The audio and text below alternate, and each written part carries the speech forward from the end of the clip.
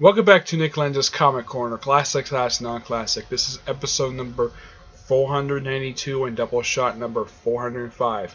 Yeah, after this one, there's like 8 more episodes to go to reach episode 500, which I'm probably going to reach that by pretty soon. Yep. I have 2 Batman trades. First up, it's a rebirth trade. All-Star Batman, Volume 1, My Own Worst Enemy. This collects the first 5 issues of the series, and it's written by Scott Snyder, and there's 2 artists on here. The main story is done by Jeremy Jr., while the backup artist is, who does Cursed Wheel, is Duncan Shabali, I think it's pronounced his name. Now, Danny Miki, who is basically listed as inker, he was also the inker for Scott Snyder's run for Batman. Yeah, he was the inker for a majority of the time, for pretty much almost the entirety of Scott Snyder's run for Batman, which is nice the fact that we put him on this book. Yeah, the thing with this book is that when the issues originally came out for this series, each issue was $5 a piece. $5, $4.99 an issue. And do you know the reason why that was? Because the series had a backup feature every single issue. And the series would have a rotating door of artists, where each arc is different artists. The first arc we have Jeremy Jr., which I gotta say, I don't usually like some of the books that Jeremy Jr. He's not a terrible artist per se. It just says artwork doesn't really fit a lot of the characters that he does. But this is fine. Yeah, I don't have a problem with him doing Batman. He's fine on Batman, and this is actually one of the very few DC books he's done. I mean, the only book. I mean. These are the books he's done for DC. First book he did was Superman, then he did this book, and then recently he just did Suicide Squad. So he's done 3 books for DC. It's not too bad. Yep. Now the main story of this is that Batman and Two-Face, yes, Two-Face, are going to this house that basically that Bruce Wayne and Harvey Dent basically went to when they were children. Now, basically, throughout this whole storyline, the main story, and we'll talk about the backup story in a few minutes, they're confronted. Now, basically, there's a bounty on both these guys' heads put there by Great White Shark, who is an old Batman villain. I think this is his first post-Flash appearance, along with Black Mask and the Penguin. Penguin, of course, was a reoccurring. He kind of took the place of Joker as the most reoccurring Batman villain in DC Comics. He appeared more than Joker ever did. Black Mask has mostly appeared in just Detective and Catwoman. Yeah. But throughout this whole storyline, also I've got to talk about this, because apparently DC completely ignored this thing. In Pierre J. Tomasi's awesome Batman Robin series, it was a 5-part story there, known as Batman and Two-Face, which gave Two-Face a new introduction, a new origin story, where he got his scarring not from Sal Mariani, as the most common story tends to be, but he got his scarring via a woman who he put her and her sister in jail. She broke out, kidnapped him, strapped him to a bed, basically opened up his shirt, and poured champagne, which was head acid, poured into the guy's face and chest. Yeah. Oh, and Harvey Dent was a complete jerk before he became Two-Face. Now, who did these people send out? Now, these various villains, basically, some of whom are making the first post-Flash appearance, basically after we have Firefly and Killer Moth. Firefly, I think the last I saw him prior to reading this series, I'm thinking it was Batman Eternally. I think that was the last I saw him. Killer Moth, Batgirl. Yeah, I haven't seen him since the origin story for Batgirl, so it's been a while since I've seen him. Let's see. We also have not only these 2. Let's see. There's a few other Batman villains who pop up in here. Let me see if I can find them here. We also have Black Spider making his first post-Flash appearance. Yeah, this guy had been dead for years, but yeah, it's surprising to see this guy. He's a very minor Batman villain who's also a member of the Suicide Squad. So yeah, it's kind of surprising to throw him in. We also have the return of the Gentleman Ghost. First time since Gotham by Midnight's annual. Yeah, I have no idea how he's back. They never bothered to explain it. Let's see. We also have Killer Croc, King Shark, Making his first appearance is Colin Bunn for Aquaman. Yep. Let's see. We also have this other guy. I've never heard of this guy before. Aaron Halliger, also known as Amagalia. Yeah, this is him. That's his picture right there. Yep. Though not the only ones. We also have Cheshire and the first ever comic appearance of the female Copperhead. Which, those of you who ever played the Arkham Origins video game, yeah, this is what Copperhead looked like. Not the male snake guy. This is the female Copperhead. So, technically, this is the first ever in continuity appearance of this Copperhead. Because this character also appeared, I believe, also in the Arkham Origins comic book. And I think she appeared in Arkham Knight. I don't really remember, but I know she has appeared. She made her first appearance in the Arkham Origins video game. Cheshire after this will later pop up in the pages of Green Arrow.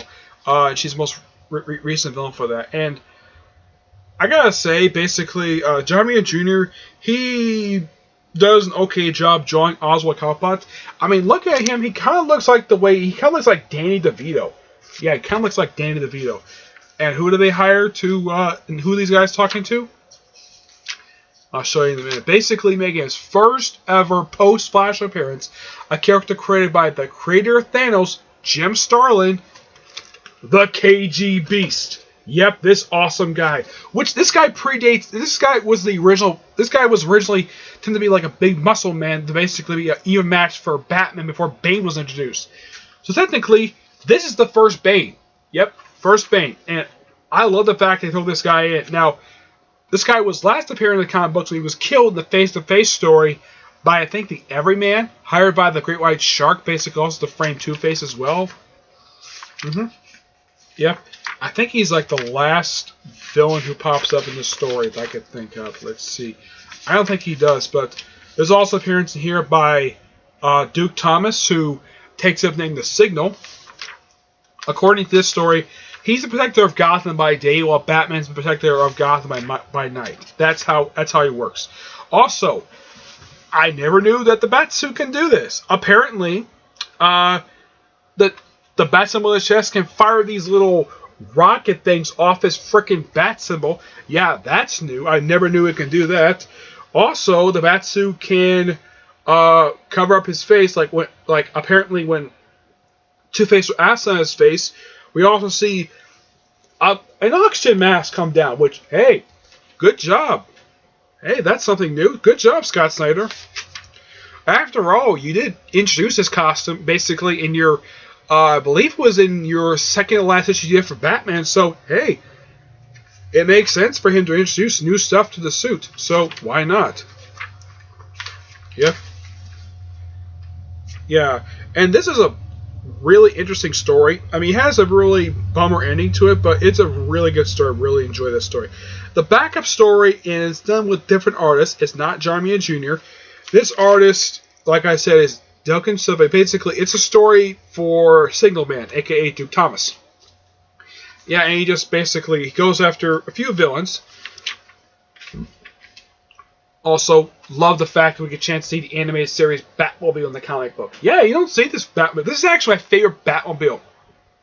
Out of all the Batmobiles introduced in the comic, this was my personal favorite.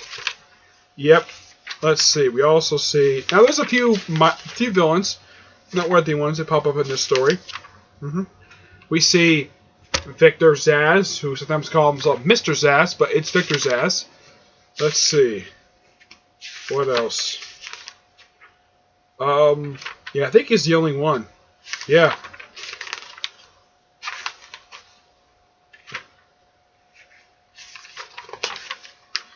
Yeah, that's really it. It's a quick little 4-parter, but it's really good. And some of the variant covers are in this trade as well. You see his variant covers by, here's one by Jock. He does several variant covers in here. Yeah, he does the variant covers, I think, for the first 5 issues in here. Yep. We also see Duncan Sevi and Jordi Belair, who does also does the first 5 issues. Yep.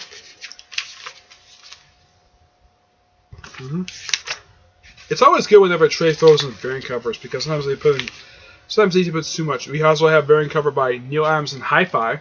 Yep. Gotta love Neil Adams variant covers. Let's see. Lee Bargmedo Yeah, this is the same guy who did the Joker one-shot, and I think he also did Lex Luthor Man of Steel series. Yep. Ben Caldwell.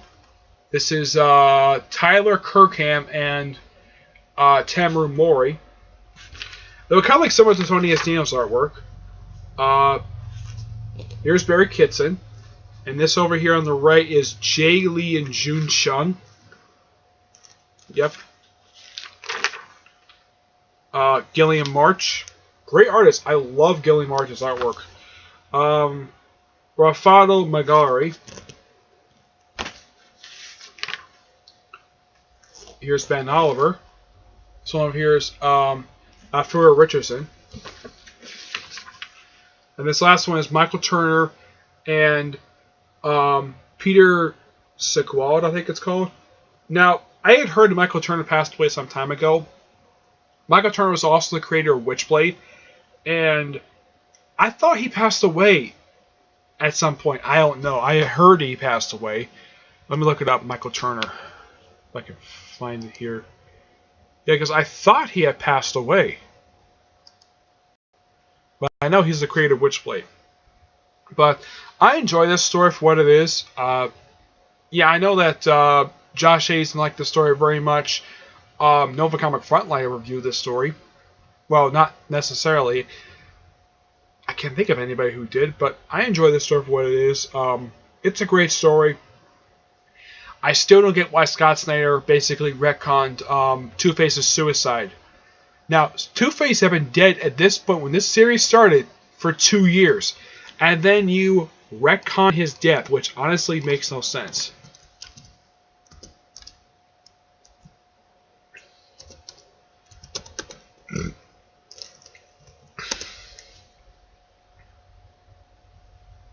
Okay, I was right.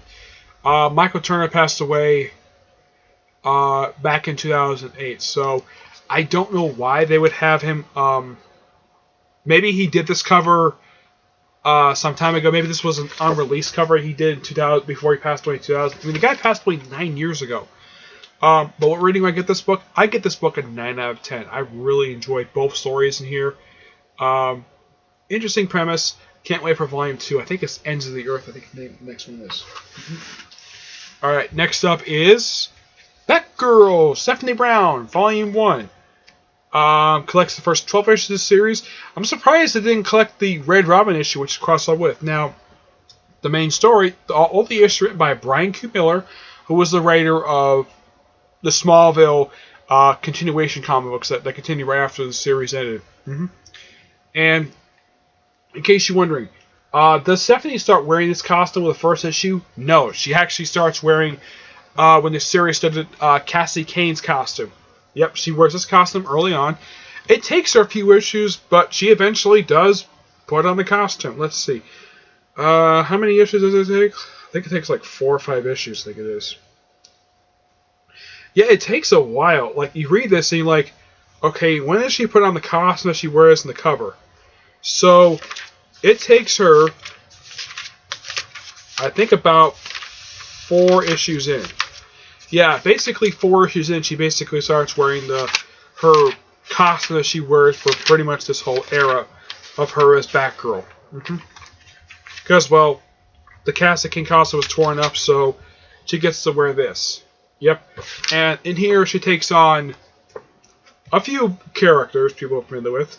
Let's see. She takes on this is one basically in the same issue that she gets her costume. She takes on the frickin' Scarecrow. Yep, and she beats the living crap out of him, and it's so funny. Yeah, let me show up the page when they first meet. It is so hilarious. He's like, "Okay, come out, work." It's like, "Oh, just you then." Yeah, just me. She kicks him right in the gut. It's so funny. One of the most intimidating Batman villains, and he gets the crap beat out of him by a 19-year-old girl. It is so hilarious. Yeah, I thought this was funny. That's just my opinion, anyways. Yeah. Of course, Barbara Gordon's here as a supporting character. She appears in pretty much almost all the issues of this run. Cassie, well, as you can see at the beginning, she gives up the costume, and she goes away. It's later revealed that she decided to go to Hong Kong, become the Batman of Hong Kong. She's Black Bat. That's what she calls herself. Let's see. Aside from the Scarecrow, she takes on... Well, we also have appearance by the Outsiders, which basically this is like Batman Reborn. I think it was Pierre... Yeah, it was Pierre de Tommaso who was writing the Outsiders at that point. So, yeah. So, it's nice they threw those guys in. Yep. But, yeah, Scarecrow is the first villain that she fights as Batgirl. Kind of like in the New 52, where in the current continuity, Dick Grayson's first villain he fought as Robin was also the Scarecrow. Yep, it was revealed that in Batman and Robin. Which, hey, that's interesting. Yep, that is very interesting indeed. Also, this is Wendy Marvin. She is one of the Wonder Twins. And get this, her father is the Calculator. Yeah, and Batgirl fights her for the last few wishes of this trade. We also see appearance by the current Batman and Robin, Dick Grayson, and Damian Wayne. Yep, from Grant Morrison's Batman and Robin run. Yep. So yeah, because, well, it's Batman Reborn, you gotta throw them in. We also have, well, Tim Drake's in here as Red Robin, so why not? And majority of the storyline here is just called Batgirl Rising. It takes up a good half of this trade. That's pretty much what this is. And then the last 4 issues of the Flood. Yep. We also see Roxy Rocket. Yep. Takes on Roxy Rocket. Let's see. Also, Dr. Phosphorus. Dr. Phosphorus is a creation of Steve Ecclehart, but yeah, one of his rare appearances. Also, Roulette. Yep. A JSA villain. Yep. She first appeared in the page of I think it was JSA Secret Files Origins #2. That was her first appearance. Look it up, and it is true. That's where her first appearance was. And it's so interesting, though, and she beats Roxy Rocket by hopping on her rocket and just basically forcing her to crash, while Damian takes on Dr. Phosphorus. Yeah, and this it happens for a few issues where Damian and Stephanie team up for a few issues. We have an issue where he teams up with Tim Drake, because, well, it's a Batman comics. Anyone could hear basically off the cuff. I have these frequent guest star appearances by various other characters throughout this whole run, and I gotta say, Brian Q. Miller does a great job with this thing. If you're a fan of Stephanie Brown, I highly recommend this particular trade. I mean, the trade itself is quite, well, excuse me, it's only $30, but hey, at least it's not $50 like Batman the Outsiders Volume 1. But yeah, there's actually one more volume that's coming out, and that collects the final 12 issues of the run, plus the road to, Bruce Wayne, the Road Home one-shot for Batgirl. So yeah, that one contains about 13 issues. This one just collects just the first 12. But yeah, once you get this trade, you get the first 2 trades. You get pretty much half the run for Stephanie Brown's run Batgirl and trade. Yep. I get this one 9.5 out of 10. Okay, that's it. That's it for this episode. Stay tuned for the next episode, which will be it'll be a Batman trade and a Superman trade in the next one. And you're gonna be surprised exactly which ones for those particular 2 series in the next episode. Okay, until you see you on my next episode, which will be episode 493 and Doubleshot number 406. Okay, until then, I will see you there. Bye.